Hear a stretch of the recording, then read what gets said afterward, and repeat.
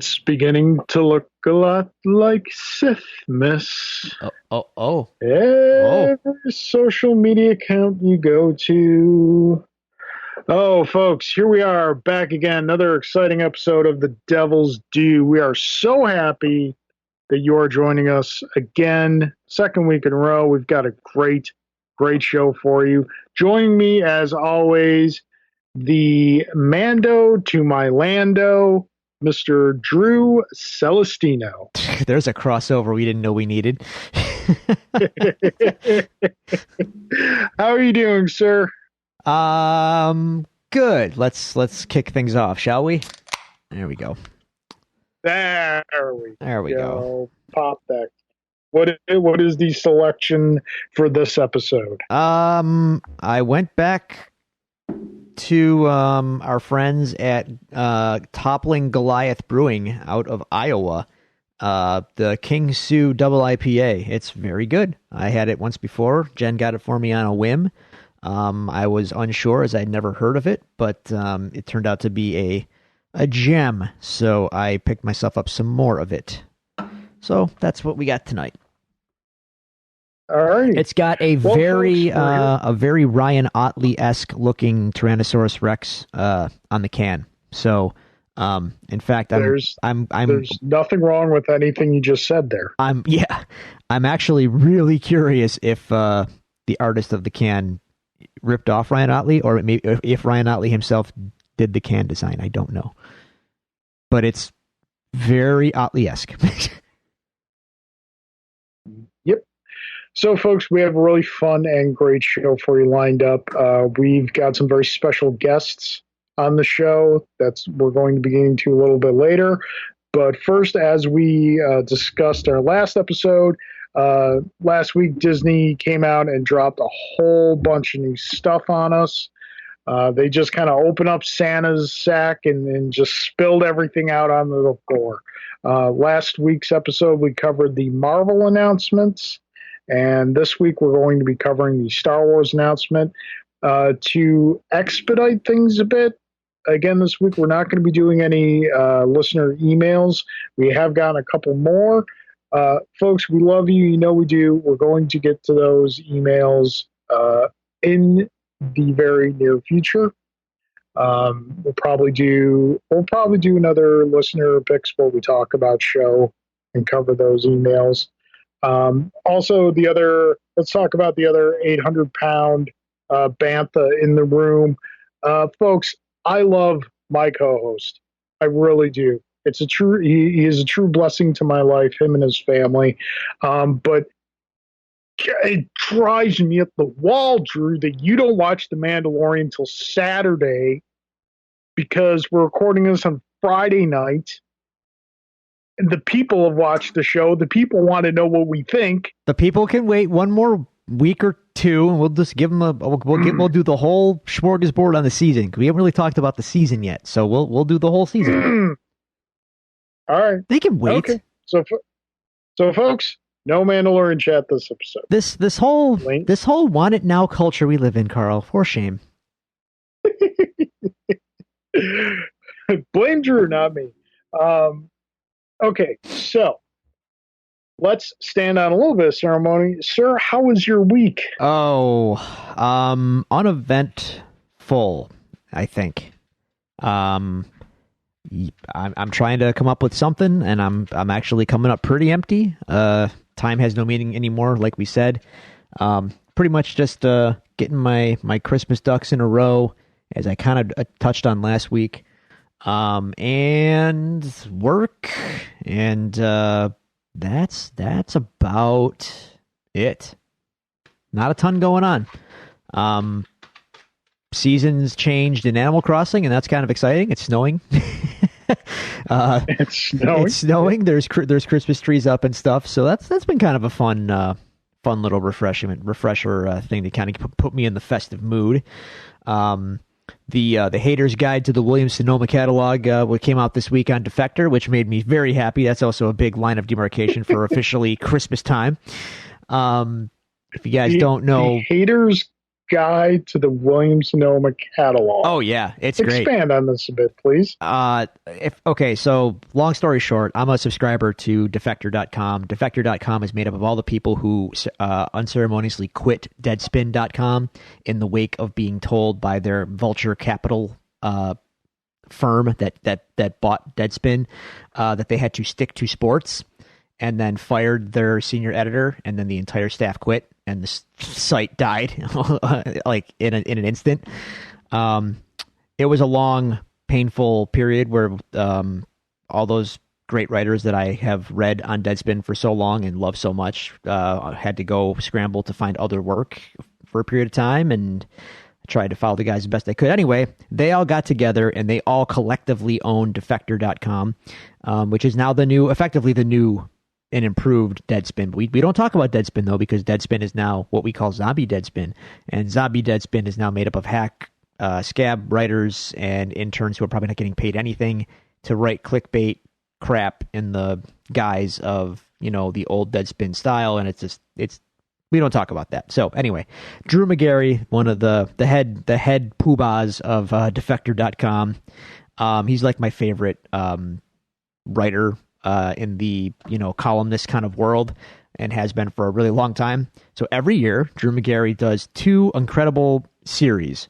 One that is relevant to football, that's called the Why Your Team Sucks series, and he does one entry for every single team every year, including his own favorite team, and it is incredible. And the one relevant to now is the Hater's Guide to the Williams-Sonoma Catalog, where he pores over the Williams-Sonoma Catalog and finds the most bourgeoisie, overpriced garbage that is sold to people, and people buy, because we live in America where these people exist. And he basically savages the product, the write-up, and the culture behind all of it, and it's just the most fun thing in the world. So that came out this week. I strongly recommend everyone read it and enjoy it. But that's one of my big, it's Christmas time, the Hater's Guide's out. That's kind of like that was kind of the highlight of my week, actually. Alrighty, cool. How are you doing? I was just kind of like, is he going to ask me about me, or are we just going to move on? I was mid sip. I apologize. That's okay. So I completed another rotation around the sun this week. You did. I'm sorry, I forgot to bring that up. It was your birthday. That's okay. Actually, I didn't forget to bring it up because I put it on social media, and you got yourself some birthday wishes from our amazing listeners. You did, and thank you for that, and thank you to all the listeners who sent me those wishes. It was good day. I took the day off work, relaxed. I went to the comic shop to pick up my books, and just kind of hung out with Julie and William afterwards. Julie got me a Chemex coffee brewer for my birthday, and I am very much enjoying that and learning how to make a proper cup of coffee with it. This is a much more labor intensive, for lack of a better word, brewing method. You truly craft your cup of coffee brewing with a Chemex. Are you familiar with Chemex? I have seen it, but you're the first person that I know to actually own one. Okay. So it's immersion brewing, which is not dissimilar to like a French press, with a filter, and it just kind of funnels through. You really have to use ratios for the Chemex. You really should, if you're serious about making a good cup of coffee, you really should be using ratios for whatever your brewing method is. Typically, the recommended ratio is for every 1 part coffee, you have between 14 and 16 parts water, and you break that down into grams. So I've been using my wife's food scale and whatnot, and really just kind of experimenting and trying it. It makes an incredibly smooth cup of coffee. So yeah, I've been enjoying it. What else? Nothing much else this week. Obviously, we had Mandalorian season finale this week, which, as before mentioned, we'll get to earlier. But as far as my end, nothing else really huge.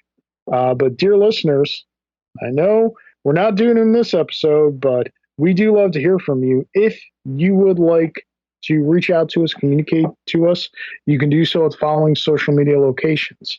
You can go to Twitter and follow us at Devils Do Pod. You can like our Facebook page at facebook.com/devilsdopod. You can email us at thedevilsdopod@gmail.com, or you can find all these resources available to you on our website, thedevilsdopodcast.com. Drew, that being said, let's go to a galaxy far, far away. Ah, yes. Yes. Yet somehow feeling closer every single day. the passion that partly bonds us and sometimes divides us, but we can both agree on our love for it at the end of the day. It's just that love takes different forms. So, and again, obviously, I know there's some other new stuff that happened between this past episode and this episode. Folks, we've only got so much time. We can only do so much. Drew and I both have kids. We usually start this endeavor around 9 o'clock at night on Friday night as it is. So, we're kind of in abundance of riches right now as far as news, and we just kind of pick and choose. So for right now, we're just going to do the Star Wars shareholder announcements. So, Drew, before we get into the specifics of what was announced, what was your overall impression of the announcements that were made for Star Wars? I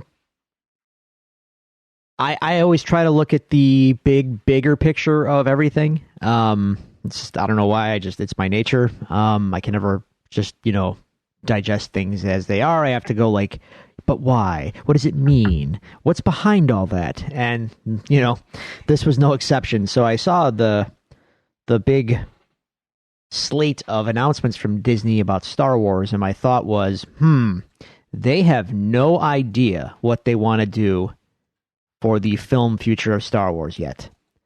But they definitely know that thanks to Mando, TV is working just fine for them, and they're going all in on Star Wars as a television media, piece of television media. So I find that to be curious, or at least interesting. One movie was announced, but it was not part of any sort of saga.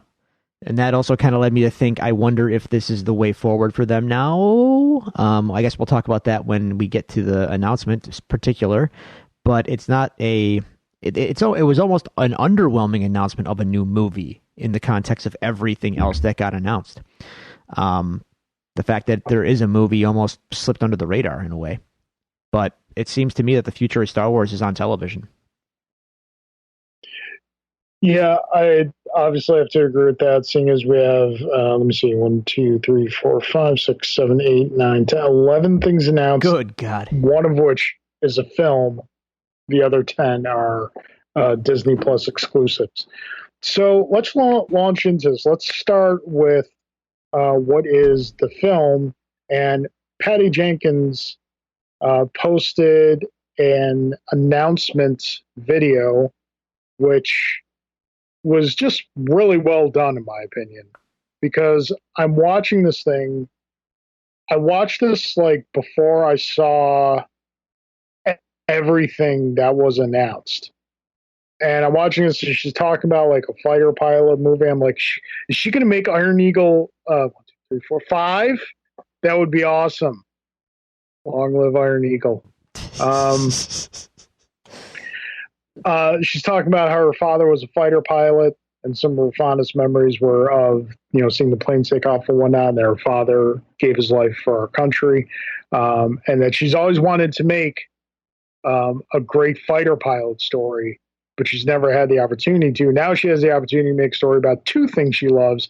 And while she's talking, I'm listening. I'm like, did I just hear an X-Wing engine in the background? You would I'm notice thinking that. like maybe it's just like I'm like that's it's a T65. Needs a little bit of a tune-up, but that's a T65. And then she puts on the helmet and she starts to put on the orange jumpsuit, the iconic orange jumpsuit, and starts walking towards an X-wing. And then we just get the emblem Rogue Squadron up on the screen. Yeah. And I'm just like, I'm Huh?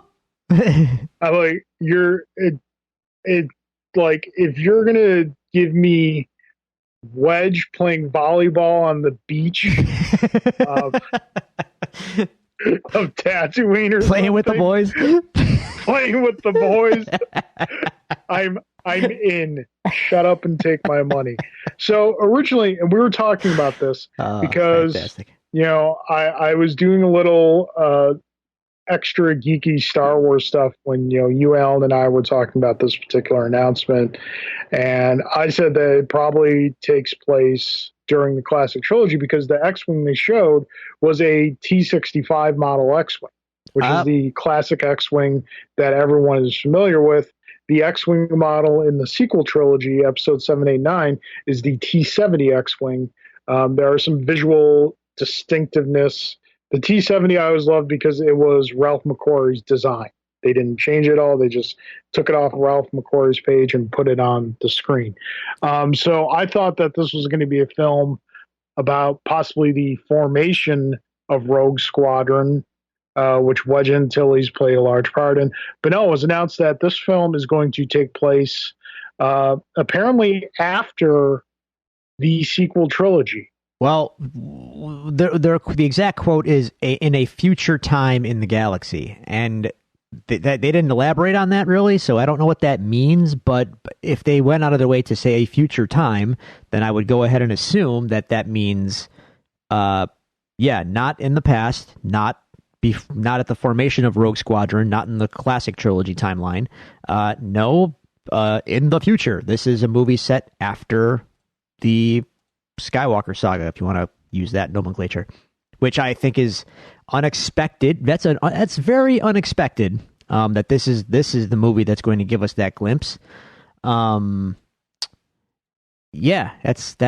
it. Also is interesting to me that they are sticking. I find it not coincidental, and maybe this is a hint in terms of what their direction is going to be, that the movie that they announce it has Rogue in the title, given that Rogue One is the non-saga movie that was pretty universally well received by fans, and I think by critics, and well, whatever, with critics, not that they care. Fans really, really embraced Rogue One in a big bad way. So I do kind of wonder if like the Rogue franchise is now like a thing, and they're going to kind of use that going forward. I could be wrong, but I feel like once, it worked once, and now they're going back to it again. If it works again, I can almost guarantee that there's going to be another Rogue movie down the road. I'm okay with this. Yeah. This film is slated for 2023. So, depending what happens in the world between now and then, will we get it at that time? Will we not? We don't know. If they just want to say, hey, we're going to give you Top Gun and X-Wings, and we're going to get Dennis Lawson to come back and play Wedge, and he's going to be, the Tom Skerritt Viper character of the film, and there's going to be a Maverick and whatnot, I'm in.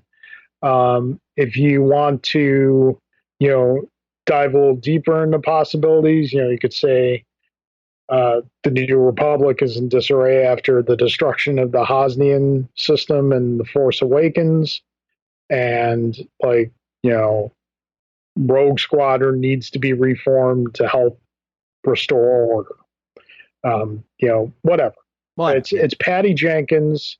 It's like, she's a great director. I'm looking forward to it. I also must say that I do find it pretty fascinating that Patty Jenkins, coming fresh off of her Wonder Woman 1984 release coming up at Christmas here, I guess her time at Warner Brothers is up. I don't know. I don't know that people care too much about that sort of thing, but I always find it interesting when directors not traditionally, but have great success and good relationships at one studio and then jump over to what I consider to be clearly a rival studio.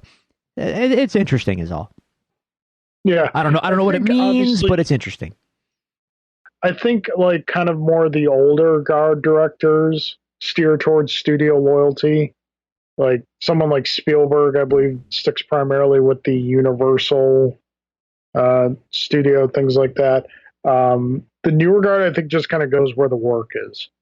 Like look at James Gunn. He was with Disney. There's reasons for that. Very extenuating circumstances there. Disney was buttering his bread just fine until you know things happened that were complete nonsense. Yeah. But in any case, so it's going to be interesting to see. Okay, definitely. So let's move on to everything else, which is everything from here on out is all going to be on Disney Plus. Yeah, pretty much. Yeah. Let's start. Not just this, everything in life. Yeah, yeah, pretty much. Let's start with what we already knew about. So, Mandalorian season 3, shock, December 2021. I'm just sad that we have to wait that long, to be honest with you. Yeah. I mean, no, because I say that I have not watched the finale yet, and everyone's losing their mind over it, and I'm dodging the internet like you wouldn't believe. Like I'm dodging the internet right now, like I do on Wrestle Kingdom weekend, and I haven't watched the show yet, but it already happened in Japan, and I can't go on the internet until I watch it. I feel like that right now. So anyway, but the thing is though, is like the Mandalorian. You only get 8 episodes a season, and it just feels like it goes by so fast, and this is no exception. So another year to wait. Yeah, it does, even when we have to wait a week between episodes. Can you I really I wasn't crazy about the first season, but now it's really, this is a fine meal and I want to savor it. So I am totally on board with the weekly releases. You weren't a fan of the first season of Mando? No, the weekly release. Oh, I rather like it. I prefer it actually. I really value when I think when Watchmen was on, we talked about this, maybe even on the show. I like having that week to think about, discuss, throw out my ideas, my theories, and all that stuff just invests you in the show more. You have more time to really let it marinate instead of just plowing through it and then forgetting about it. I like having that time. It's very much becoming my preferred method of watching, because with something like Daredevil, which our show was kind of found on. Yeah, sure, it's fun to gorge yourselves at the buffet of Daredevil all at once, but at the same time, if you don't want to do that, you still kind of have to, just to avoid spoilers. Mm-hmm. Mm-hmm. And it's just that can lessen the experience. So, Mandalorian Season 3, 2021. Giddy up. The other thing we knew about, The Bad Batch, which I'm excited about. Drew, for more or less, doesn't care. The animated Clone Wars version of the Dirty Dozen / Suicide Squad. This group was introduced in the final season of the Clone Wars that was done for Disney Plus, and they were definitely one of the highlights of the season. And immediately when I saw them, I said, I want more of these guys. These guys are great. I love watching them. So we are getting a Bad Batch series. I believe the series is said to take place right after episode 3, and is supposed to, from what I understand, again, none of this is officially confirmed, is supposed to explore kind of what the clones did after the war and the transition from using clones to conscripted stormtroopers. So yeah, Bad Batch coming. Obi-Wan Kenobi. We knew we were getting Obi-Wan Kenobi. There were some startup and shutdowns of production, obviously, with everything going on. But they're still moving forward the series. The big announcement made for this one was that Hayden Christensen will be returning as Anakin Skywalker slash Darth Vader for this series. Uh, Drew, go ahead, do what you're going to do. Why? Like, why? Who asked for that? Now, I don't like personally dislike the dude or anything, but I'm not going to pretend that he doesn't represent like a major dividing line for a lot of the fan base, okay? And I think Disney has been very careful, very cautious and choosy about their acknowledgement and callbacks to the prequels. And I think The Force Awakens and how it was shot, even, and all of its, just all of it, basically. I feel it was all very intentional that they were trying to avoid acknowledging the prequels too much, if at all. Like Jimmy Smith showing up in Rogue One was almost like, oh boy. Like, it was almost shocking in a bad way, but, canon is canon, so we got to go there, right? But at the same time, like, Hayden Christensen, no one is singing the praises of his performance in those movies. So why go back and remind people? Like, why? Why bother? Especially considering the placement of this series.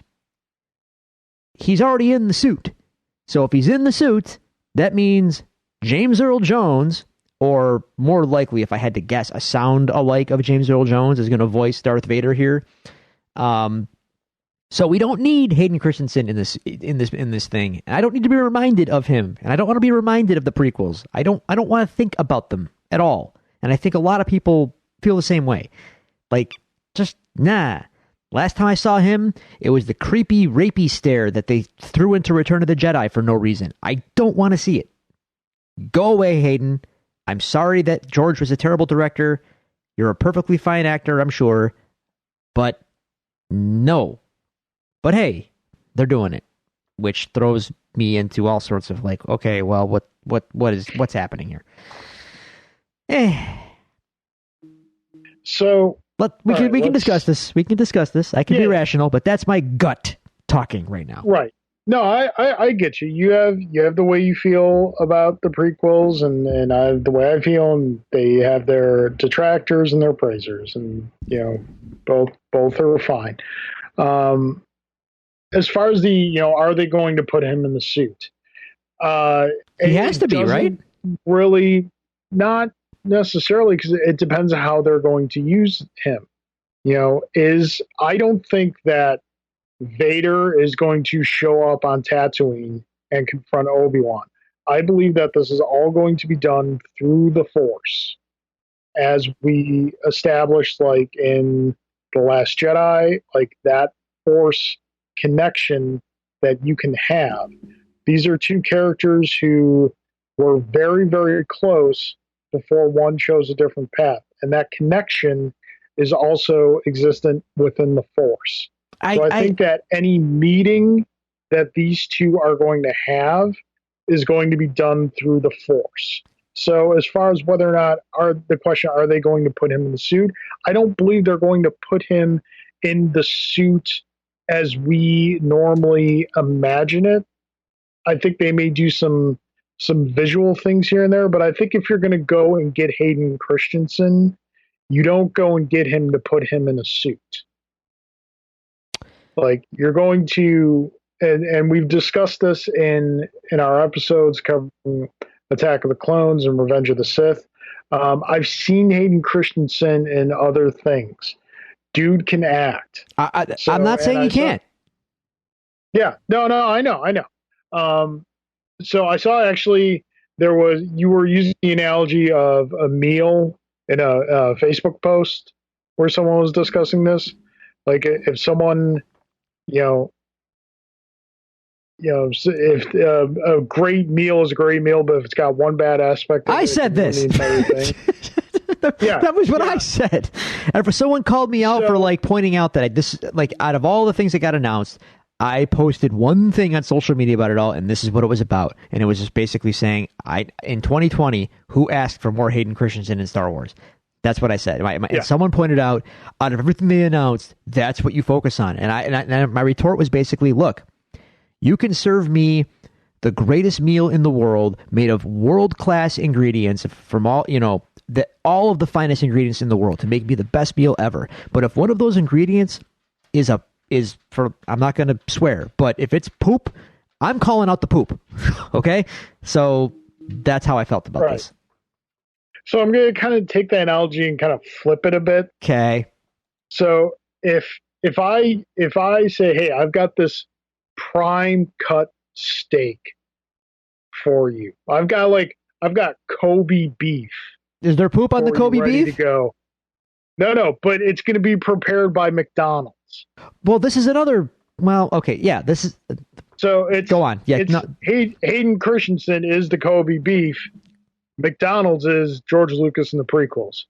You've got this potentially really great thing, but if it's not handled right, it cannot reach its potential. Dude, the McDonald's McDonald's metaphors are flying. I dropped a McDonald's metaphor about wrestling recently, did I not? I don't remember. I think I did. It's quite possible. It's in the same way that like all the great, WWE can sign all the greatest wrestlers they want, and they do. They have a great roster. They have probably the best roster in history that they've ever had. The problem is, it's like if you have all the best chefs in the world and McDonald's hires them, they're still going to be making Big Macs. Yeah. So I think in the hands of capable storytellers, yes, this will be something good. Look, I'll hope for the best, but in my perfect world, Carl, I want the prequels to be retconned and jettisoned and never talked about again. And we can just live with Star Wars as it was pre-1990. What year did Episode 1 come out? 9? Well, I would think for you it'd be the pre-special edition, so 97. Even better. Star Wars pre-97 is what a time to be alive. But I know that'll never happen. But in my dreams, that's what I long for. So Moving on. That is all the stuff that we knew about going in. So now everything from here on out is a brand new announcement. To be expected, we are getting an Ahsoka series. Yes, not shocking at all.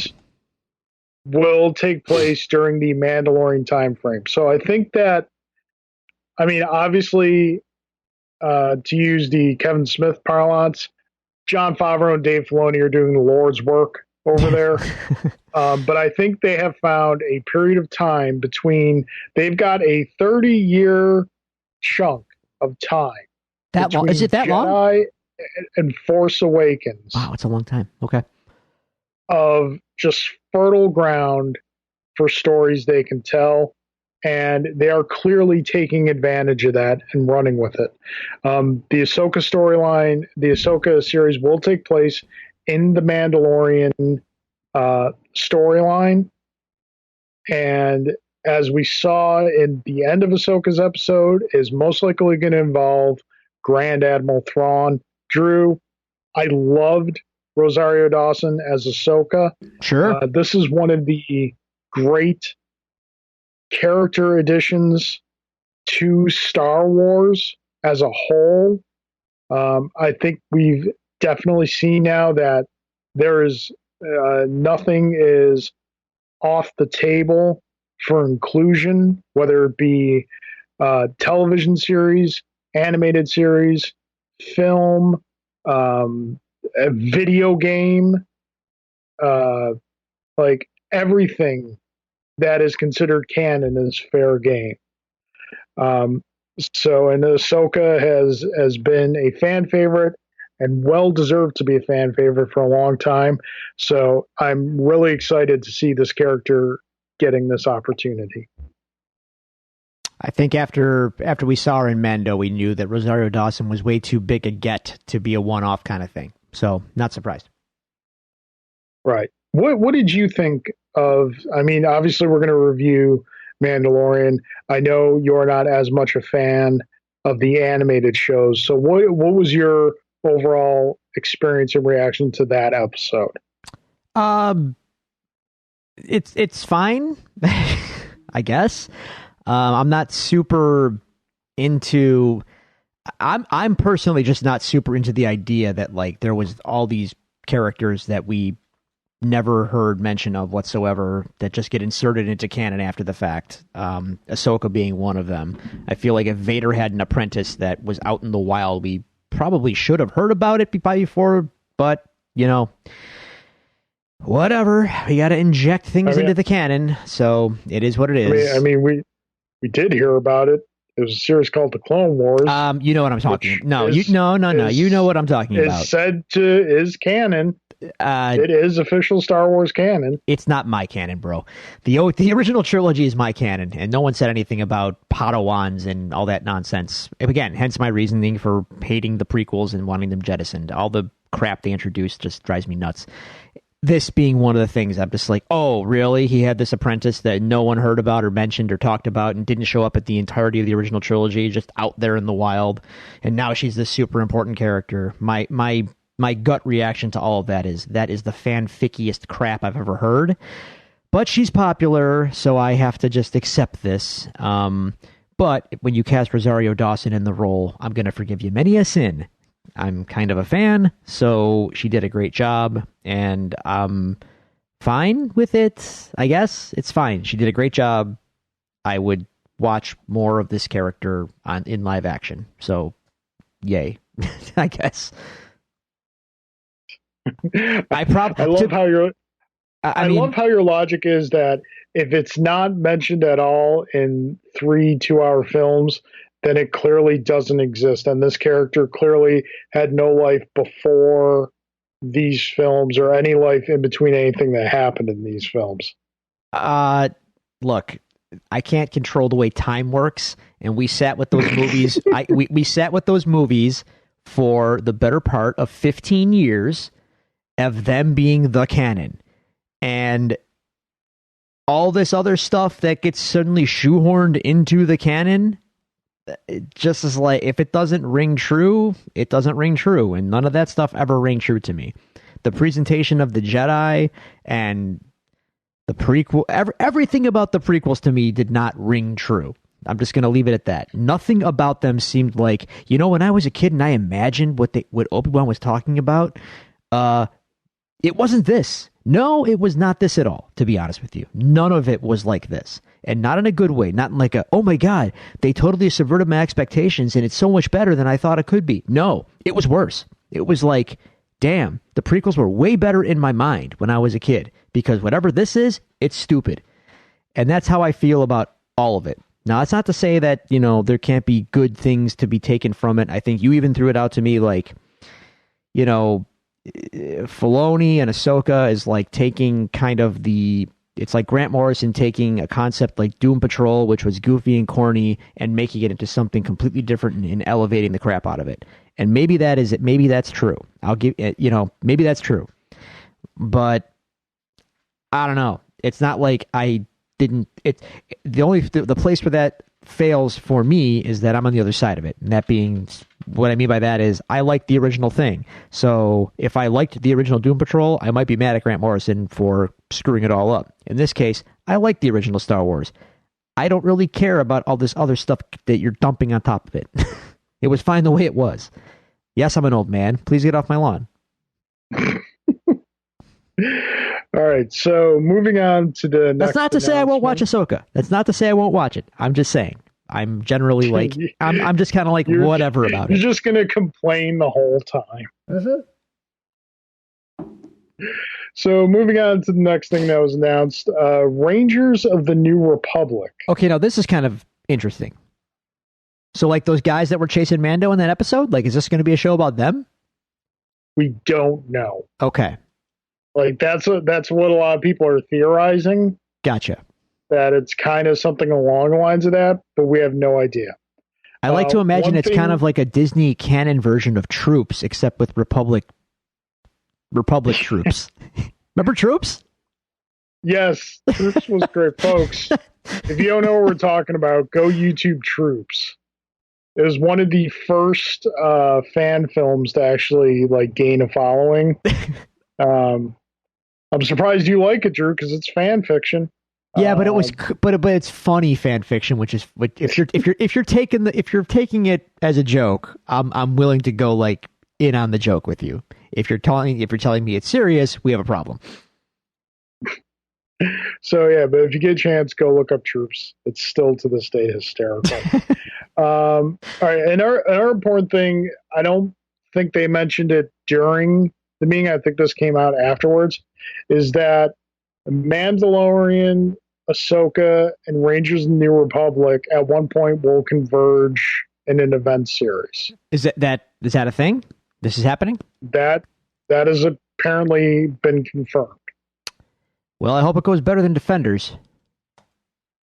Defenders wasn't bad. I mean it wasn't what it could have been, or should have. You know what I mean? Like, it's fine, right, but it wasn't. It wasn't bad.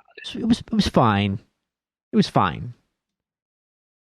But I think we wanted it to be better than it was. You know what I mean? Like it could have been better. Hopefully Disney learns from Netflix's mistakes. So yeah, Rangers of the New Republic. We basically know it's called Rangers of the New Republic, and that's it. Okay. We got a sizzle reel, air finger quotes, not so much a trailer, for the new Cassian Andor series. You know what? That's the one thing I have not watched yet, to be honest with you. I've caught myself up to everything except that. Yeah, it's basically like a lot of behind the scenes stuff, and them saying, you know. Would it be fair to say this is kind of like a show that's about the birth of the rebellion, really? Like the true birth of the rebellion, to a degree? No, they already did that show, Drew. It was called Rebels, and you don't care. Yeah, it's a cartoon. I don't care. because a good story has to be limited to a certain form. It can't take other forms. If it's Star Wars, it was birthed on film, and that's all I care about. So, yeah. So, okay. Enjoy your 2-course meal. I'll be over here enjoying everything else. Great. I ain't got time for all that. No, Andor is basically, it's, you know, not so much about the rebellion's already formed at this point. From what I understand, it's basically going to be a Star Wars spy story. All right, that tracks for the character, obviously. With Cassian Andor. Yep. So, and the sizzle reel was, you know, them basically saying, hey, you know, yes, this is a quote unquote television series, but we're making it as it is a feature film. I believe this is like Obi-Wan and event series. So it's not like going to have multiple seasons to it. It's going to be, this is the 8 or so episodes, and that's done. Moving along, we have Star Wars Visions, which is an animated series, different shorts, vignettes. I believe there is going to be Japanese artists involved, some of it taking form of anime, some of it not. When I first heard this, I thought like those kind of animated shorts they did for the Star Wars Kids YouTube channel, where they play the sound from the films, but they just animate it and put a lot of different flourishes in it. You know what I would love for this, Drew? I would love to be kind of Star Wars versions of What If. Well, given what we saw from Marvel's What If, I mean, it's a thing they're doing. Is this just going to be kind of like a short story formatted thing, but Star Wars, effectively? Pretty much. From what I understand, it's a series of, each episode will have different like vignettes, shorter stories, self-contained things. How canon is this? I'm sure I don't see them doing anything that wouldn't be considered canon at this point. They are develop as we can see from these announcements and everything that's been happening over the past year or so. Anything that comes out of Disney that has the Star Wars name on it is canon. All right. Unless they say otherwise. And they haven't said otherwise with this. Is the Lego Holiday Special canon? I'm going to say no. Because that's, I mean, take what I said just now and apply common sense. Okay. Well, No, I'm not saying that to you personally. I'm saying that like just in general. So yeah, animated shorts, vignette, Japanese artists, anime style. And interesting. Most of the stuff we didn't see anything on or get a ton of details on beyond like, hey, we're making this thing and there you go. Moving on, next thing we have is Lando. Yeah. And Drew, I can tell you right now, just based on the logo design, they're in the right direction. Now, did they or did they not confirm Donald Glover's participation in this? Now, it feels like it should be a no-brainer, but they didn't drop his name, and I feel like you're going to drop his name, right? Yeah. All reports say Donald Glover is going to be doing this. No official Disney announcement has been made yet. And when I say all reports, these are reputable sources that typically, if they're reporting on it, it's probably the case. I mean, if my hope for the series was that it would have both Donald Glover and Billy D. Williams, and you do kind of like, well, that's what we wanted out of the Solo film all along. Remember? Yeah, but I would like, almost like Young Indiana Jones Chronicles. You've got one of two things. You do Young Indiana Jones Chronicles, and you have Billy D. introducing each episode, or you do kind of like what CW did with Arrow, whereas for part of an episode you're in the present, part of an episode you're in the past. So kind of do something like that.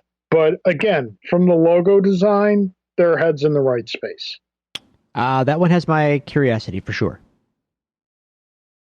So moving on next, we have Star Wars: A Droid Story. This is another animated series. I guess the description for this is the adventures of a new droid hero. They did mention appearances of R2D2 and C3PO in it. So when I first saw this, I was like, oh, they bringing back the droid Saturday morning cartoon? That was my thought too. So we'll see what happens. I'm sure it'll be fun. Lastly, the last one we have is Star Wars: The Acolyte. And this is curious. I'm sorry, say again? I said this is kind of curious. Yeah, they've said that it's a mystery suspense series that takes place in the time frame of the High Republic. Have we explained what that is yet to our listeners? Lucasfilm and Disney has announced that like the High Republic will be a period of time that's explored throughout a series of stories. The rollout of the High Republic to me feels very familiar to when they did Shadows of the Empire way back in the day. And they said, hey, we're exploring this new time frame and it's going to be done over these multiple media outlets. Like there's going to be a comic books, there's going to be novels, there's going to be a film series. Like this is a sandbox in the Star Wars universe that we're going to play around in for a while.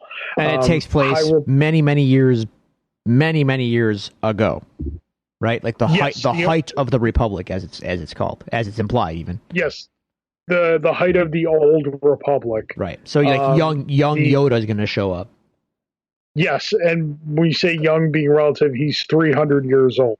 Well, that's 600 years Right. younger than he was in the original trilogy. So, Right. So, and he apparently is the only connective tissue uh, between this and other, like anything that we currently have, aside from obviously like Jedi and stuff like that. So yeah, that's interesting. We've seen like some character designs and some loose concepts for High Republic, but a lot of that stuff kind of got put by the wayside, it seemed, when COVID hits.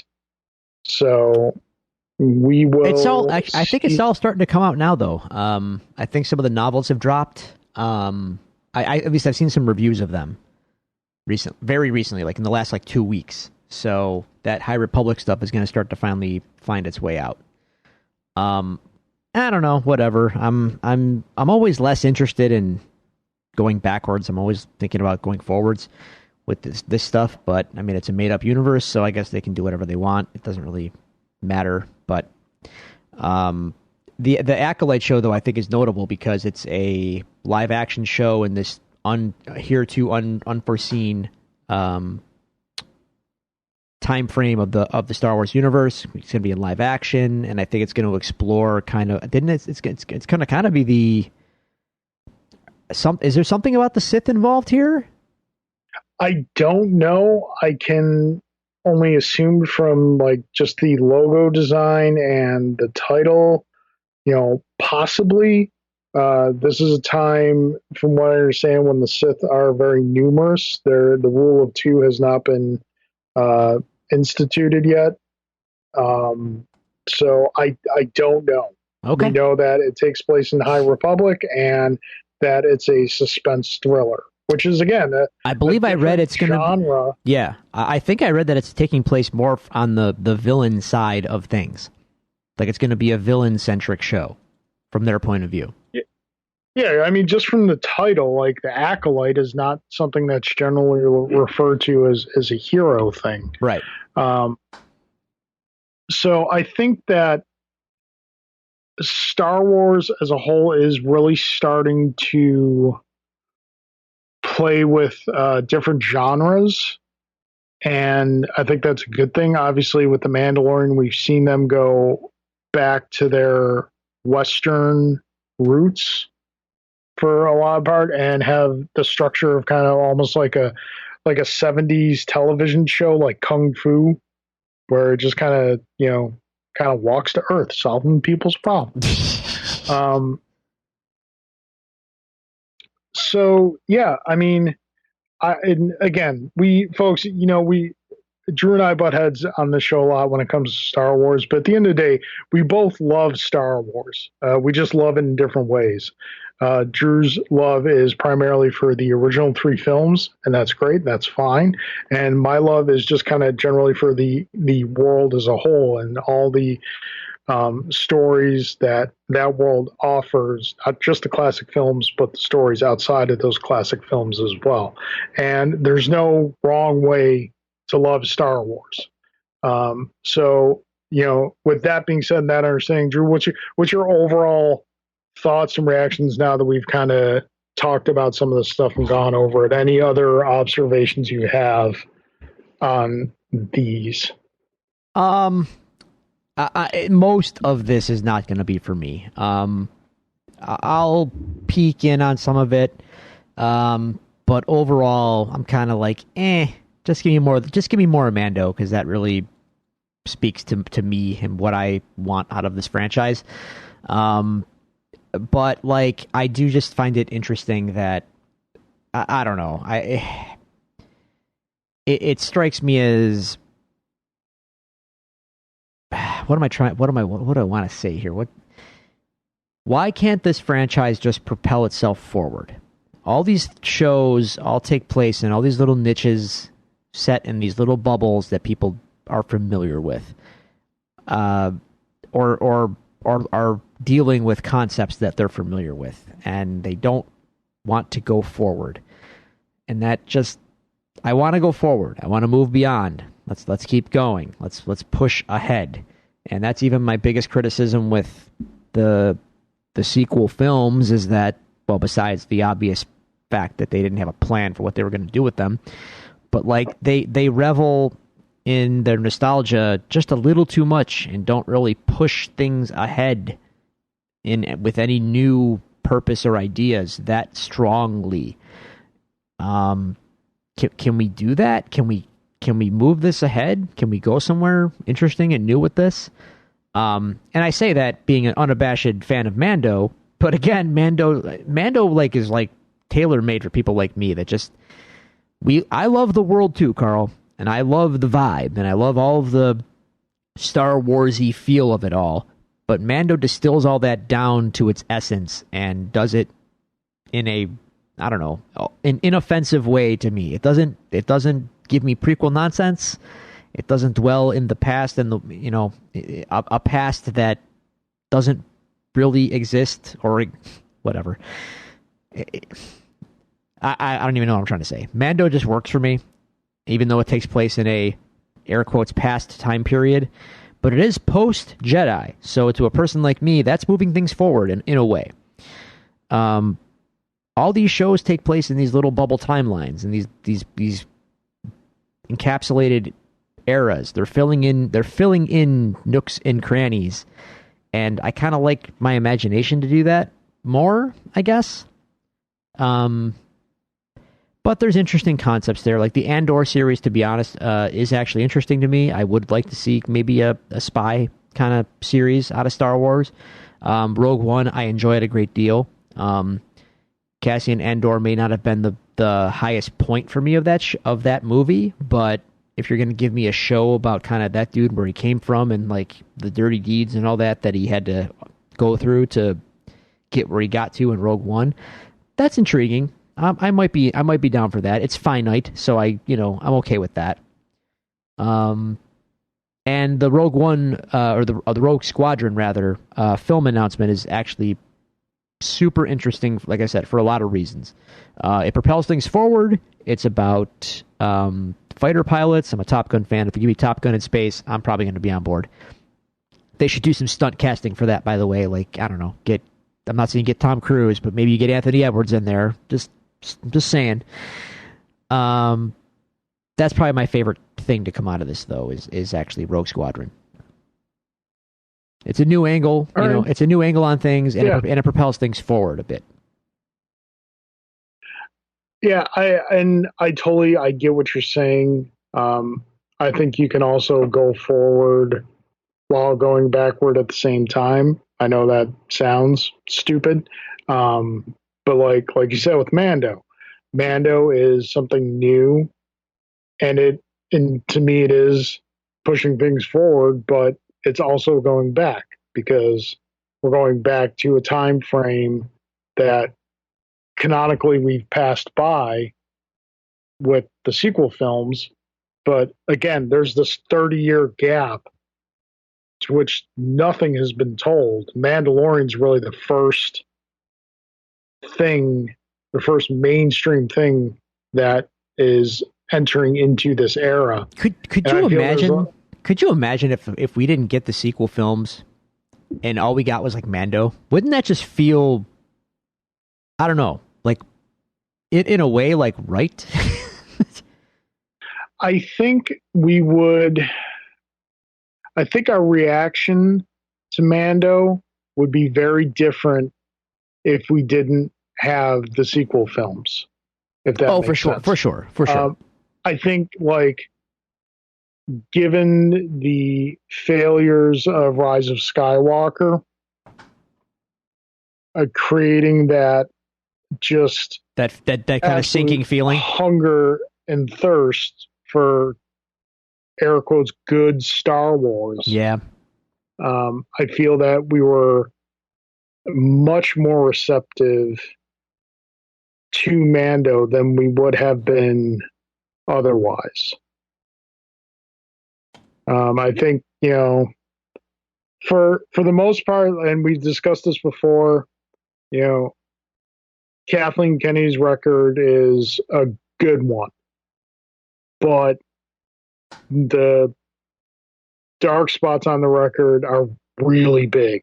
Yes. And it's like, you didn't stick the biggest, most important thing that you undertook in this new adventure, and that's landing the ending of a story, 40 plus years in the making. Now, granted, there is an impossible task before you in that, and you're not going to make everyone happy, but you also could have done it a lot better than you did. So I think now we're starting to see the reins of control. While maybe nothing official being announced, Kathleen Kennedy was still out there making these announcements. But I think more or less behind the scenes right now, it's probably Favreau and Filoni running the show until whatever such point they feel they can make an announcement of official transition. Maybe. I don't know. If she's still out there doing the announcements on the call, which she did, she's still in charge. But I feel like maybe she can be in charge. But she needs to put her faith in a Feige, if you will. And I think she finally found it. So she can be in charge. But the people with the keys to the kingdom, so to speak, or that are steering the ship are Favreau and Filoni. And hey, fine. That's what you need. You should have had that when you first got the ball rolling. But that ship has sailed. That's fine. We're going to move on. If you want to tell me Favreau and Filoni are the way forward, yep, good deal. Yeah, I'm definitely okay with that. Oh, you know what? Really quick. Yes. There's one we missed. They mentioned I thought there was more. The Taika Waititi Star Wars. Oh, I forgot. I'm glad you're still happening. Yes. What's going on with that? And they showed us a logo. It's like Schoolhouse Rock. Yeah. Did you see Taika Waititi's tweet about it? No. He tweeted out, I love this man. I really do. He tweeted out, as a lifelong Star Wars fan, I look forward to seeing how I'm going to ruin it. Oh, man. you all right.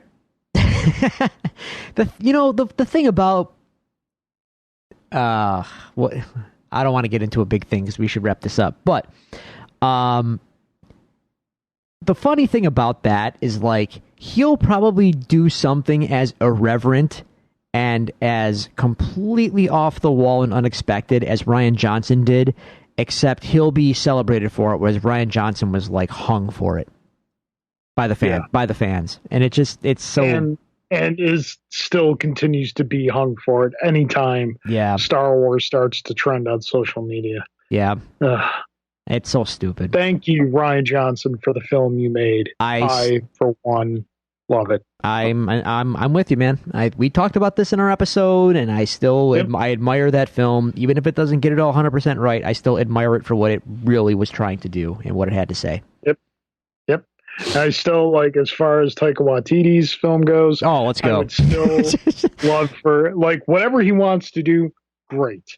But if he came out and said, I'm making, Star Wars Tag and Banker film, I would just absolutely lose it, because it was a tongue-in-cheek comic did by Dark Horse back in the Legends days, and Tag and Bank are essentially the Rosencrantz and Guildenstern of Star Wars. So not C-3PO and R2-D2? No. They like bungle their way throughout every major event of the original trilogy. Gotcha. Like they're somehow in the TIE fighter in the trench run that gets spun out and spins away. They're kind of both cramped in there. It doesn't get destroyed or whatnot. And like they somehow find themselves on a rebel ship during what have you. It's hysterical. Just like these two, this Abbott and Costello, Rosencrantz and Guildenstern characters. So if Taika Waititi was doing that, I would absolutely love it. And last thing, Drew, as far as Taika Waititi is concerned, I have an idea for his next acting role if Oh, he's interested. oh. I want you to picture something. Taika Waititi as Reed Richards. um, You laugh at first, but when you stop and think about it, I can see where you're going, but also I think even though I do not take him seriously in any role outside of the one he is known for, I still think Jim from The Office is going to be Reed Richards. And right. I refer to him as Jim from The Office because that's what he's known for. Get out of here, you're Jack. I don't care about Jack Ryan. Get out of here, Jim. What are you doing, killing people, Jim? That's weird. That's weird. You're being weird, Jim. Anyway, Taika as Reed Richards. Wow. I mean, I don't not want it. So, okay. All right. So that's going to wrap it up for our Star Wars stuff. Yes. Drew, we got some guests We do. in the house again. We do. I hope 2 weeks in a row we've got guests. I hope they're I hope that they're people that they have told to listen to this episode are not completely bored out of their skulls right now, waiting for this moment. So thanks for sticking with us. If they're bored out of their skulls right now, I'm sorry. We put out a good product. They shouldn't be bored. And hey, if you're bored, you get what you shoot pay us a for. message. Tell us you were bored. All right, you get every cent of what you paid for. Say what? I said you get every cent of what you paid for. Exactly. So Drew, why don't we move on to our guests? All right. Okay, ladies and gentlemen, we have some really exciting guests with us here tonight. I've been anticipating this episode for a while now, and it's going to be great to have them on. We've mentioned it earlier, as Drew and I have been going to comic shops for most of our life. In any industry, there is a standard, and there are those who operate under the standard, and then there are those who find a way to blaze a new path. And I feel that our guests tonight are those who have found a way to blaze a new path in an industry that has been pretty set in its ways for a very long time. So we would like to welcome to the show Amy and Jay Berent, owners, operators of local comic shops, Pulp 716. Guys, welcome to the show. Hi. Thank you very much for having us. We're very excited. Glad to be here. Thank you very much for being here. I am so excited to have you guys on. Just to give our listeners some background, like I mentioned earlier, I've been going to comic shops. I'm 43 years old. I've been going to comic shops, for probably since I was about 10-ish. Drew's probably the same. He's a little bit younger than me. And I've been going to the, standard comic shops that we are all accustomed to, which I'm not going to try and besmirch those. They have their place in the world. But there was one time not too long ago that I went to Pulp 716, the Lockport location, for the first time. And I walked in, I walked around, I spent some time, I spent a little bit of money, and I walked out, I was like, it's cute. I don't think they really qualify as a comic shop. I'm not quite sure they know what they are. And I can safely say at this point that I didn't get it. And later on down the road, when I saw some different things that other comic shops did, and I came back to Pulp, I got it. And I just bought in 100% as to the way you guys do things. So I'm really excited to have you both on the show and talk about your shop, talk about what you both do there and the culture and innovation that you are bringing to the air quotes comic shop industry. Oh, gosh. Sure. So, yeah, we do things different there. Now, don't get us wrong. We love the traditional comic shops. If we're out of town, we Google and we stop at least one, no matter what. And there's nothing like it. they definitely need to be there. But when we opened our shops, well, prior to opening it, we did a tour all over the place. We went to places in Canada, Western New York, out of state with little notebooks, and we wrote down what we liked and what we didn't like. And that's how we based our store, off that little notebook. Well, that's good. That leads me into my first question, which would be kind of, what is your origin story? Give us the pre-COVID-19 origin story of Pulp 716, how you guys were born and how you kind of developed your culture and philosophy leading up into this dumpster fire of a year that is 2020. Yeah, right. Well, it started with me as a kid. I come from a family of traveling magicians. So we would travel the country and, different countries. And I had a nice stack of comics. And, we didn't have Game Boys. We didn't have a lot of money. We didn't have any of that stuff. That was my only entertainment. So I'd read these comics over and over and over again, these same 20 comics. And town to town, I would find some kids and be like, hey, you read comics, and try to swap some out or buy some at corner stores and this and that. And before you know it, I had my first DBA. I was 11 years old. My dad got me a DBA, and I was setting up tables at these different towns, at conventions, and we're trying to coordinate things and flea markets and selling my comics there. So for our more casual viewers, DBA, what is that? Doing business as. So okay. Yep. It started as Niagara Collectibles back when I was 11 years old.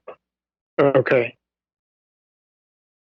So then from that point, how does that transition to what Pulp 716 is now? Well, it didn't take that traditional route of me opening a comic book shop with the long white boxes and things like that. I was a reader.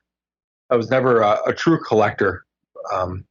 People would be like, "Oh, this X-Men, Days of the Future Past, you know how much that's worth?" I'm like, no.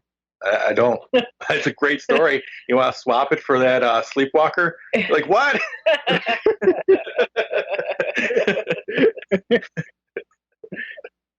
And he still holds true to those values today. He just doesn't care. Yeah, I don't care. The value's great. I mean, they're worth what they are to me. They're treasures, but it's for the story, and that really reflects in our store, where you walk in and it's all the new releases. Everything's cover price. And it doesn't matter if the book's going for $40 online. It's cover price at our shop. Mm. Jay brings a lot of the comic history and knowledge to our shops, and I bring in the new reader aspect because I didn't grow up reading comics. I didn't have anyone in my family that read comics. I wasn't friends with anyone that read comics. And not on purpose. I just was never around it. I just never met anybody that read comics. So I never got into it, but I've been a voracious reader since I learned how to read. I just devour books.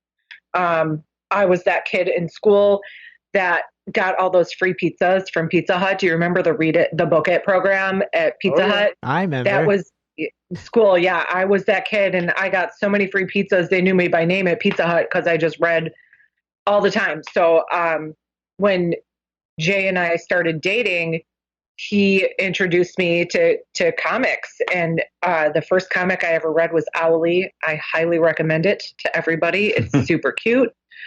But I was that new reader, and I was like, man, this stuff is really cool. Like, it's really awesome stories, like what I'm used to reading, but it's got this inclusion of this beautiful artwork, and it really helps tell a different kind of story when you can see the pictures on the pages and see people's reactions to the dialogue and the scenes that are happening and stuff. So I think with the two of us having such different comic backgrounds, it really helped shape our store into what it is today, which is a safe space for everyone. We welcome the most hardcore of comic readers, like a Mr. Carl Duty, into our shop.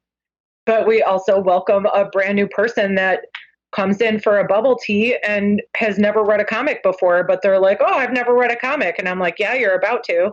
and I'll sell them their first comic, and they love it. They come back. So I think between the two of us, it really helped shape a new face for comic shops.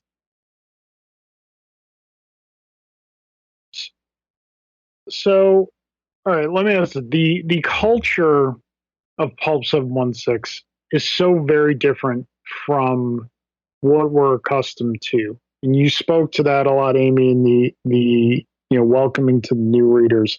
One of the stigma of the traditional comic shop is gatekeeper mentality. Oh, yeah. And, not all, again, we're not here to besmirch other shops the way they do business. Some shops are like this, some shops are not. But with some shops, there is a gatekeeper mentality that if you walk in and it's clear that you don't know exactly what you're looking for or what you're talking about, or if you're not male, you're not as embraced as you would be if you were, if you knew exactly what color Peter's pants were in Amazing Spider-Man, 68, page 6, panel 4.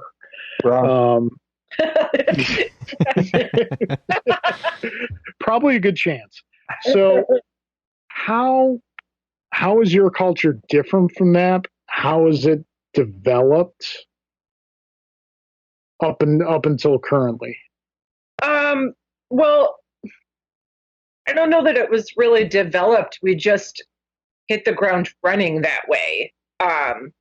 Because I was that person being treated that way in comic shops,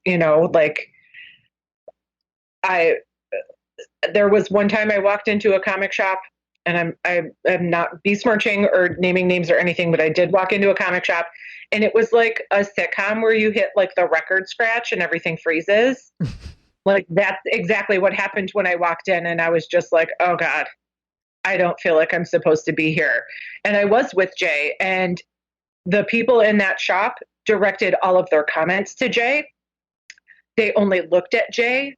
I did not exist in this space. So I knew immediately that we weren't going to be a shop like that. Like, we're inclusive to everybody. I don't care what color Peter's pants were. I care about how that story is. Like, we just never focused on stuff like that. So it was just natural for us to run our business that way.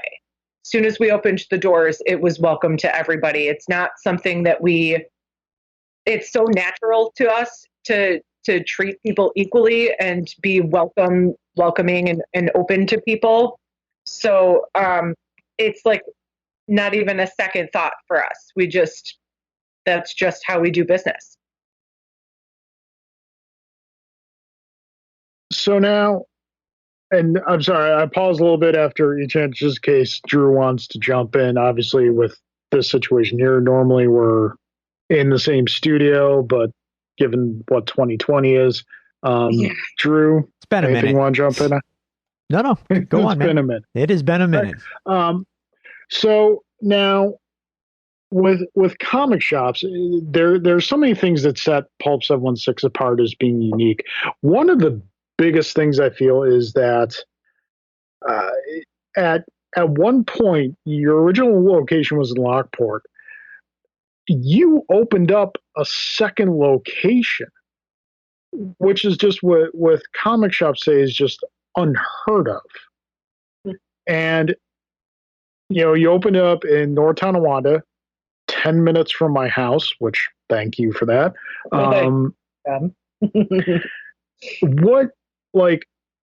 How was that decision made to open up a second location? What brought you to that point? It was our business plan, actually. When we first opened, we wrote our business plan, and it dictated our direction. And if by year 3 we were at a certain number, then the growth was to open a second store. So we had to adhere to that. You can't deviate from a business plan once it's successful, and it was in Lockport. So we did. We followed that plan, and the numbers said open a second location. We did. And then part of our 5-year plan was to review the second location for expansion. If we're at a certain number, we were. And that's what we're doing now. We're expanding it by almost 1,000 square feet right now as we speak. And then we got a lot more things coming up. We got another, we have to sit down and write our next 3-year plan and then cap it out at the 5-year. So that's really the direction. It's a natural direction once you write a successful business plan. And also, I'd like to add something to that too, that definitely was part of the plan. But I think with our first location being in Lockport, it's kind of far removed from a lot of other areas in Western New York. So I was really excited to open a second location in a place that was a little more central for everyone else. So not everybody had to drive like an hour to get to our shop. So that was really an exciting part of us doing a second location too, was all of the opportunity it afforded us for new customer bases. So an interesting thing about your shop is that not only are you a comic shop, you are also a coffee shop. With a wonderful selection of different coffees and teas and boba tea and just fantastic service and menu items. Let me ask you this. Do you feel that in today's COVID aside, in a vacuum, if 2020 hadn't happened, do you feel that someone can still open up a comic book shop today, sell just comics, and be successful? I do. I think our model is different. It works because of the coffee shop and the bubble tea and the bakery and whatnot. But a lot of other shops have to rely on the online sales, which we don't do. So that's their other income. Like we have the bubble tea and coffee. Right. That's the direction that they take. And there are a lot of other shops worldwide that we talk to in our different groups. They're just bewildered by the fact that we don't do online sales or eBay sales or anything like that. They don't know how we keep the lights on. We don't need to. We don't. That would take away from what we do. If we start looking at books that are cover price $3.99, but they're on eBay for $15, then they go from being something that we respect as a story to something that we can take off the counter take off the shelf from our walk-in customers because it's going for more online. We don't want that. Yeah, we like the face-to-face aspect of dealing with our customers and selling by hand and not over the computer. So with the expansion you mentioned, opening the second location, what went into consideration when selecting the second location? It was really the population, the demographics. We had other cities that were reaching out to us. We sat down with some people. North Tonawanda, the Lumber City development, really won us over. Buffalo was enticing, but really the North Tonawanda location was right on the border of Erie County. We got Tonawanda, North Tonawanda, Wheat. We have it all. We're right off Delaware Avenue pretty much. It's every different community could hit us up. Or if we were in downtown Buffalo where they wanted us to go, we could be pigeonholed. We wouldn't get the people from Amherst or Niagara Falls anymore. Right. And Webster Street is such a fantastic location. I love Webster Street because it's a street that corporate America ignores. And everything there is so unique and personalized. And like true artisan. So okay, let's bring it to the dumpster fire. Talk about how the DC universe? Not the DC cinematic universe. Oh, okay. 2020. Sorry, I get 2020. I get confused. Story. I'm sorry. It's a fine line. It is. It is. So, talk about how COVID impacted you as business owners and how it impacted your plans. Well, it didn't really slow us down. It made us do some reflection. And we brought the staff in. We had a very serious meeting with the staff, and we said, "This is how it is. You're our business. If we vote and the majority of us want to close the doors during this, we want to just shut things down for a bit, we'll do that. If you guys want to rock it out, then we'll do that too. It's up to you." So we have a very competent staff of managers, and they coordinated things. We listened, and they decided to stay open with precautions. It was, as of now, a great decision. We're surprisingly up for the year. Sales. We didn't advertise any comics during the shutdown. We advertised our drinks and takeout and all that stuff. We just didn't want to rub it in anyone's faces, any other comic shops in the area, that, hey, we're open and you can't be. So we put a kibosh to all the social media advertising for any comic books or promotions. Mm-hmm. So, and as far as was there ever a point where there was a concern that the comic end of it would kind of have to permanently go away, and you just become permanently like a full-blown coffee shop, or did you always know that you were going to get back to the comics at some point? No, never. We had we had something set up in our business plan. Going back to that, we had we're in Western New York, so there's blizzards. We know that. So that was reflecting our business plan that we needed something comic-wise to have if there was ever a long-term shutdown and we couldn't get comics, because we rely on that weekly income.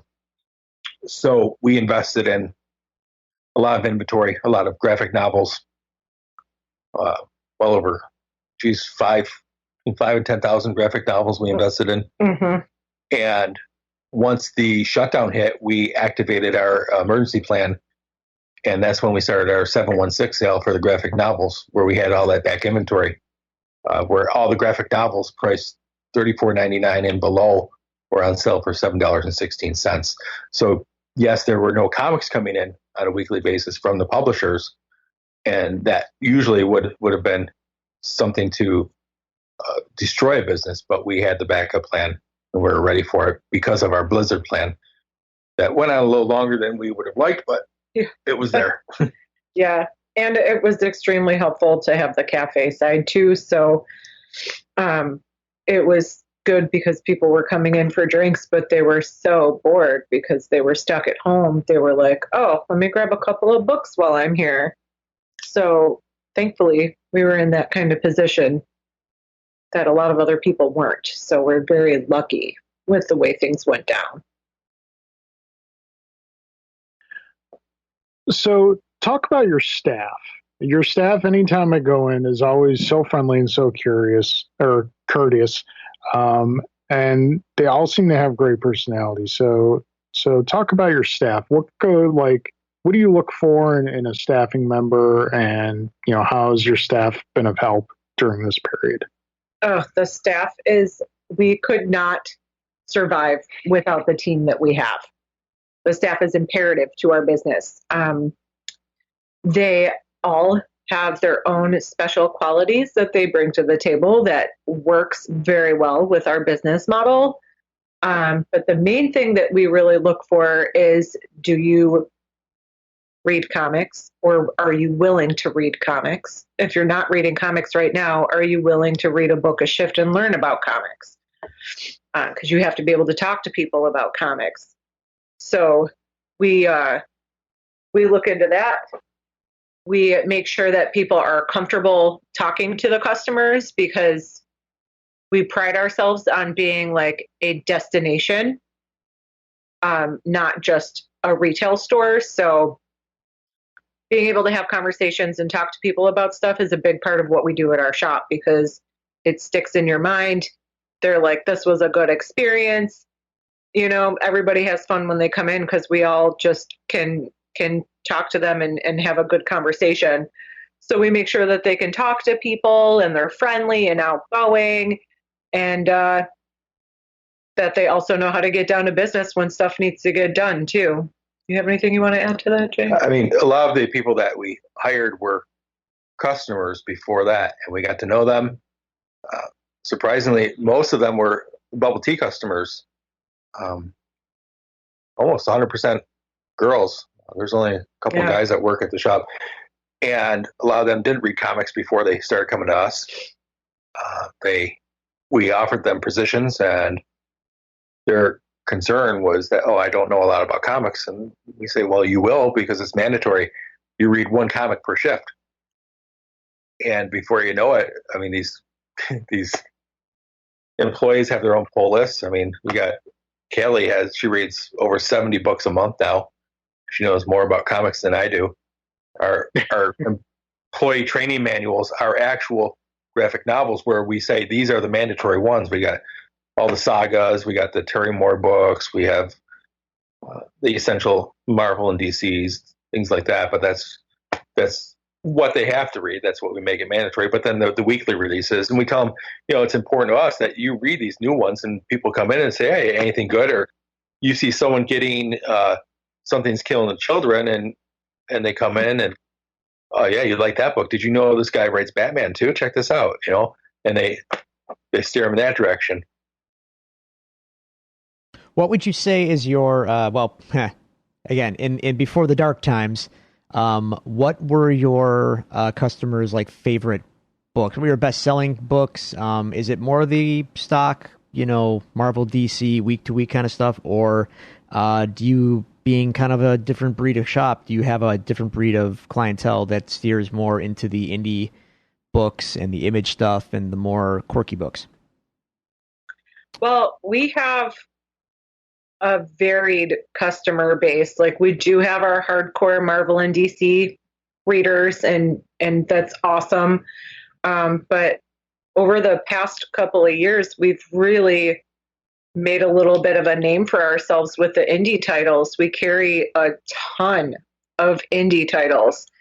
And speaking at least just for the North Tonawanda location, which is mine, that is what we sell the most of at my shop, is the indie titles. And I really think it's mainly because that's what my staff and I read more of. So we talk about it more, and that's the books that we are selling to people when they come in. So my shop specifically has a very large indie following.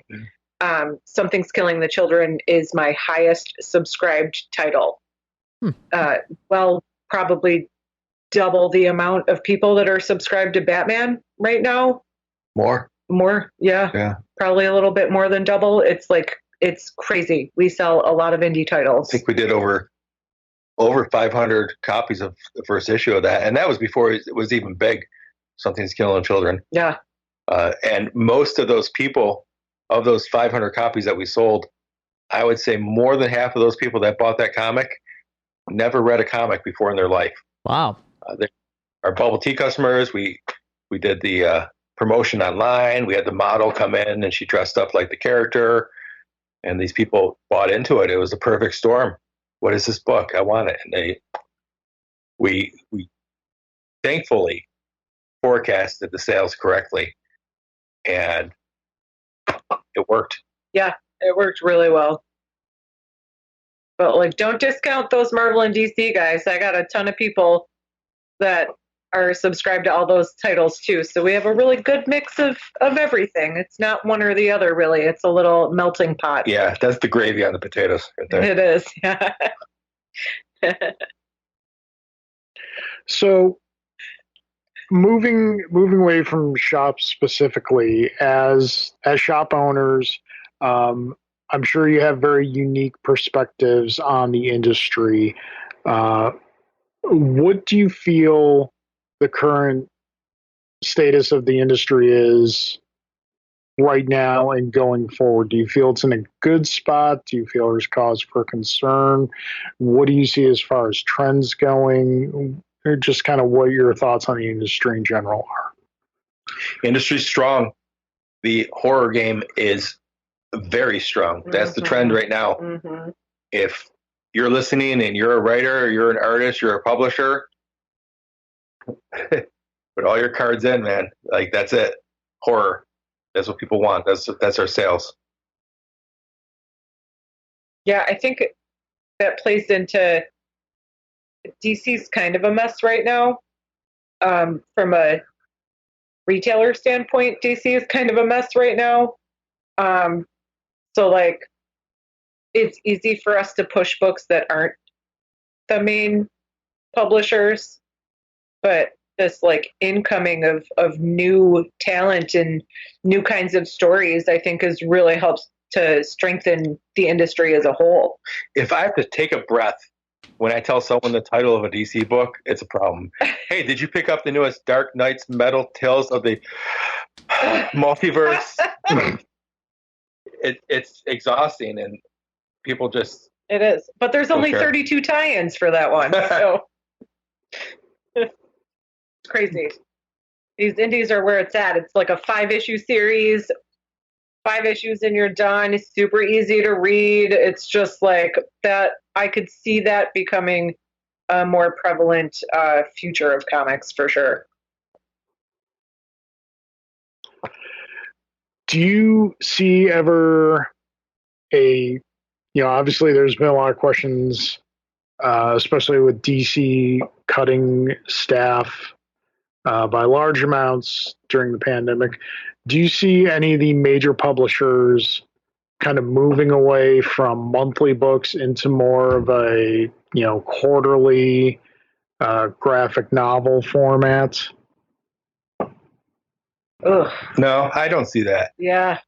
I see them going down to their core books, maybe, as far as DC is concerned.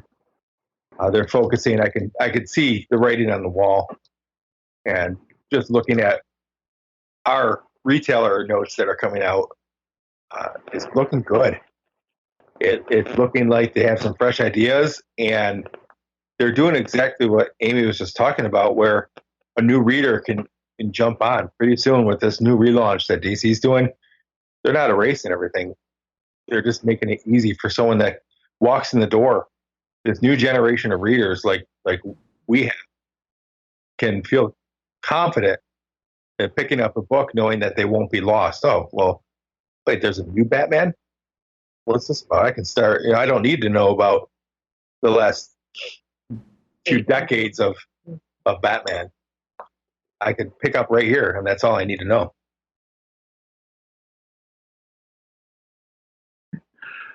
So, and Amy and I were talking about this earlier this week when I stopped in the shop. It seems one thing that the industry as a whole struggles with is generating new, younger readers. A lot of shops can kind of have like a generational customer base. Father, mother brings in their kids, gets the kids hooked on the comics, and that kind of procreates a customer. Obviously, you guys are doing things differently. Using the coffee and the bubble tea is kind of a leeway into that new reader. What do you think are things that the industry should be doing to get new readers, younger readers, into the medium? You know what did it for Something's Killing Children? They released that trailer. And it really hadn't been done before that. Or maybe it was and I didn't see it, but the Something's Killing Children, it was almost like a theatrical trailer where the comic was actually moving and there was music and it was intense. And it was captivating. And I think that really, really brought a lot of people in, where they saw it. Even if you never read a comic before, they could relate to that trailer because everyone's seen a movie trailer. So recognizing something like that, they could be like, well, maybe I would like a comic. I want to check this out. So it plays into when we sell a comic, we have to hand sell these comics to these new readers. We ask them, they're like, well, I never read a comic before. What would you recommend? We say, well, what kind of movies do you like? And that's familiar to them. So they tell us, oh, I like Lord of the Rings, or I like Harry Potter, or I like that. Oh, okay, here you go. This is Saga. This is everything. Saga crosses over into everything. Yep. So we sell that Saga trade, that volume 1. I just looked at the numbers today, and it's obscene the amount of Saga trades that we've sold. But looking at the Something is Killing the Children numbers, it's actually catching up to the Saga numbers.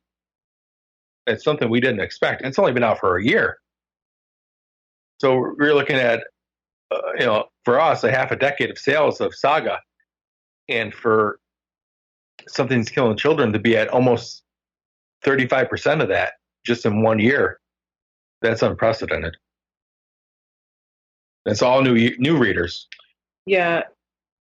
I think if they applied that kind of forward thinking for getting the book ideas out to the general public, that would play a part in how younger kids would come across this kind of medium. Like if they had an ad that played on a YouTube video, because that's all these kids want these days, put a comic ad on a YouTube video, become a sponsor of one of these influencers or whatever they're called, these YouTubers. Like if they put that kind of thinking into it, as long as they can get the kids to see it, I think it would generate a whole new crowd of kids that want to read some comics. I don't know for sure if they did full-blown like trailers, but I know DC did do an album actually for the Batman metal stuff, with like notable people on it. But it was a crossover I did not expect, but every once in a while in my Spotify feed, I'll get some tracks from it, and it's like, why is this on a comic book album? Is this a thing that people are looking into? Because I know I'm a fan of this kind of music, and I'm a fan of comics, and yet when they mash up together in this, I'm kind of like, no, weird, get it, go away. They released a record, and the record had issue number 1 in it. Oh, I think they did it through FYE, an exclusive. Do kids know what FYE is? I don't think they know how to spell it. Probably not. Let me tell you kids about media play. My media play, the best place to go to find something to go somewhere else to buy cheaper. My wife once asked me, what does FYE stand for? I was like, freaking yowza expensive. Yeah, right. So it brings back the media play days, and right. It's fun to walk in shops like that. Yeah.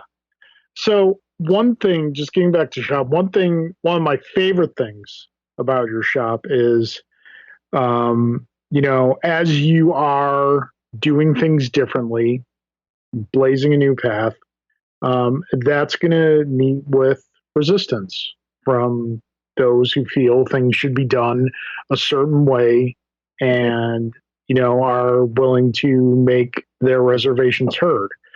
What I love about your shop is that you take these reservations, and honestly, reservations is too kind of word. You take these flat out insults and you slap them on a t-shirt and you wear them as a badge of honor.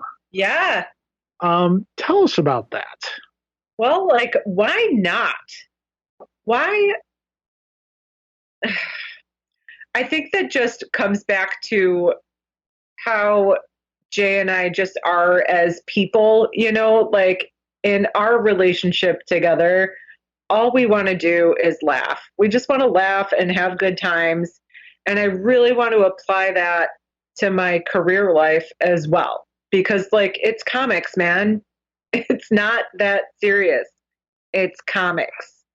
So all we want to do is sling some comics and sell some teas and have a good time. And other people take it a lot more seriously. I mean, I'm serious about my business, but like not to the point where I need to insult other businesses on the way that they do things. So for us to be able to take those remarks and put a totally different spin on it, it just really shows how we are as people. And speaking of that shirt and the gentleman that had the negative things to say about us that we printed on that shirt, he made us a lot of money. Mm-hmm. We have sold a lot of those shirts. Tons. There, you have the two CEOs of Vault Comics wearing our shirt. You have Morgan from Boom, the marketing manager, wears our shirt. We have people buying our shirt. These major companies, yeah, and they love it. They share their pictures with us, and it's really it blows our mind that this little shops now in Western New York are known around the world. Yeah, folks, I mean, you've heard us talk here, and this has been a fantastic conversation. We're not just talking about local shop here. Pulp 716 has garnered some national attention. You guys just got nominated for an award recently, a fairly big award that I don't think any other shops in the area can really claim to. Why don't you tell us about that? Yeah, the Eisner, that was 2 years in a row now. We were nominated for the Eisner Award. It's crazy, isn't it? It's crazy. An Eisner. Yeah, I mean, it's amazing to be lumped in with these other outstanding, well-known comic shops. Like, it really, like, there's days where something happens and I get an email from someone or somebody mentions something or there's a tweet online and I just have to stop and like take a step back for a second and be like, this is like our shops that they're talking about. Like, it's crazy to me. And we never thought that. I really just wanted to open a little shop and just not work a crappy job that I hated anymore. And it turned into this thing. It's humbling and just incredible to me. I just, it's so exciting. And the packages, I mean, Rav V, the guy who writes Catwoman, we got a package in the mail the other day, and it was some Catwoman prints that he had printed up himself. He did it all himself, and he autographed them all and mailed them from England, just so that we could surprise our customers with the inserts in the books. Yeah, it's incredible. It's really nice to be noticed for being a shop that is making strides to kind of change the course of the comic industry and the way that it's delivered to like the consumers. That is always my number one thing. And it was my number one thing when we were about to open the shop, is that's what I wanted. I didn't want to be one of those shops that didn't welcome everybody. So it's nice that people noticed that, and they noticed it enough to nominate us for an Eisner Award, and it's crazy. Don't know, it's just crazy. And folks, if you don't know, Eisner Award is essentially the comic industry version of an Academy Award. It's a big deal in the industry.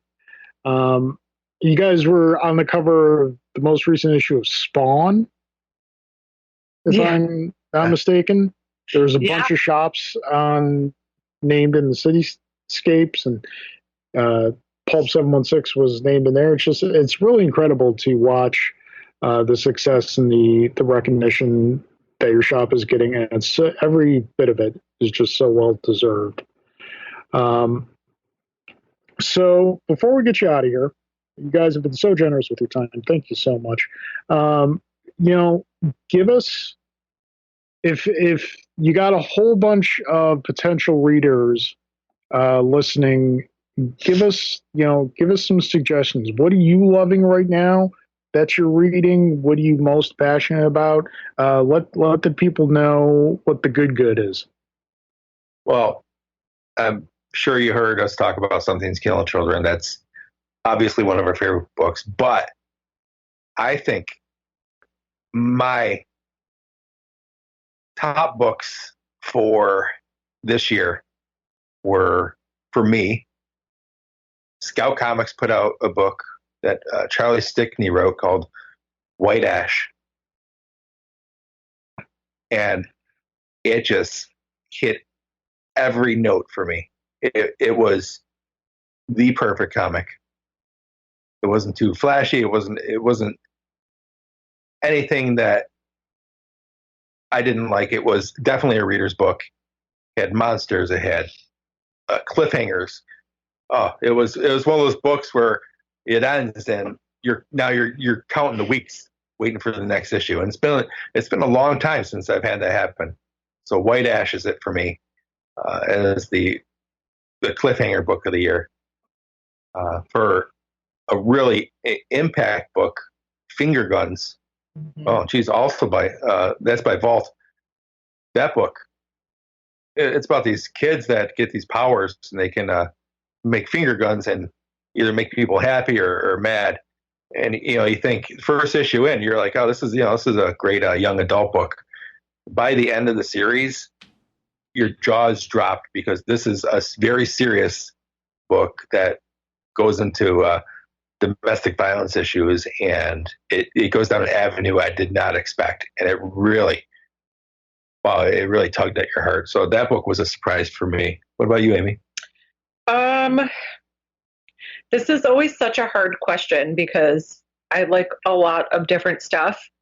And I always want to be that person that is like Jay and talks about this like hard-hitting emotional book. But really one of the most favorite books that I've read recently is Metal Shark Bro. And I cannot stop talking about it because I just love these creators so much. So Scout Comics put out Metal Shark Bro, and it is Bob France and Kevin Cuff. And it's just a really fun book. It's like a shark that gets turned into like a dude, and there's metal music, and it's just really fun. It's very mature. It's definitely not for kids. So that is a really fun one that I would recommend to people if they just want to read like a good book that's going to make you laugh out loud. But also, again, Something's Killing the Children. I'm a huge fan of James Tynion, so pretty much anything that he's doing lately is something I would recommend. Wind was fantastic. Terry Moore does some really good books that I've read recently. Rachel Rising is a really good horror book. We've got a few copies of the Omnibus, and I devoured that book. It is not only is his art like some of the most beautiful stuff I've ever looked at, but the story is fantastic too. I just finished Echo by him as well, and that was also very interesting. It had some really good takes on some like philosophical things in there that was really interesting to read. I'd say Terry Moore's Rachel Rising is probably the staff favorite for the year. Yeah. Where every single staff member everybody has read that one and loved it. Yeah, it was really good. And of course, when I get asked about it is when I blank out on like everything that I've been reading. Darth Vader has been solid. Going to Marvel, Darth Vader has been solid this year. Agreed. Yeah, I've really enjoyed that one. And also read anything by Chelsea Kane. Anything by Chelsea Kane. It doesn't matter what it is. Man-Eaters, Spy Island, anything that she puts out is fantastic. Amy, when I was in there this week, I asked for some suggestions, and you put a book in my hand that just absolutely blew me away when I sat down to read it. The book called Crossover. Yes.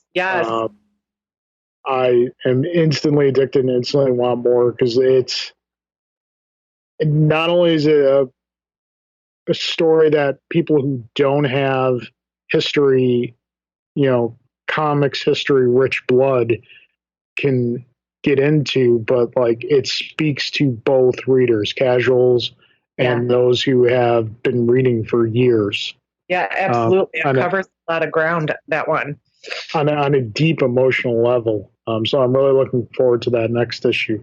So again, we cannot thank you enough for spending this time with us.